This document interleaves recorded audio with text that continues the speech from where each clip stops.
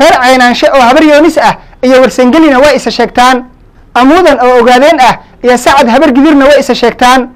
quraanyow oo dir ah iyo quraanyow oo gara ah way isa sheegtaan kulan wanaagsan dhegeystayaal waxaan ahay Zaki Hiraale waxaad kusoo dhawaataan barnaamijka litacaarafu maanta waxaynu kusoo qaadanaynaa waa kuwa beelaha lagu muransan yahay ama la kala sheegto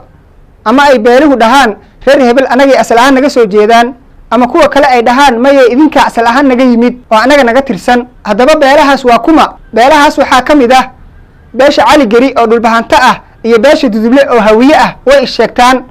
beesha warsangeli oo harti daarood ah iyo beesha warsangeli oo harti abgaal ah way isa sheegtaan beesha cawrmale iyo beesha warsangeli daarood way is sheegtaan leelkase oo daarood ah iyo xawaalle oo hawiye ah way isa sheegtaan erdho oo shanta caleemood ah iyo erdho oo xawaallo la aaba ahna way isa sheegtaan wagardhac oo mareexaan ah iyo qayaad oo dhulbahanto ahna way isa sheegtaan macalin dhiblaawe oo siwaakroon ah iyo macalin dhiblaawe oo abgaal ah way isa sheegtaan caafi oo sacad muuse isaaq ah iyo caafi oo gaaljecel ah iyaguna way isa sheegtaan reer cabdulle oo ogaadeen ah iyo reer cabdulle oo dabara ah iyaguna way isa sheegtaan fiqishinni oo dhulbahanto ah iyo fiqishinni oo ajuuraan ah way isa sheegtaan reer ayaanla cayr oo habar gidir ah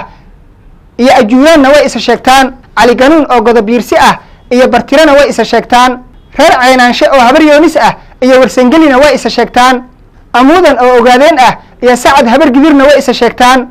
quraanyow oo dir ah iyo quraanyow oo gara ah way isa sheegtaan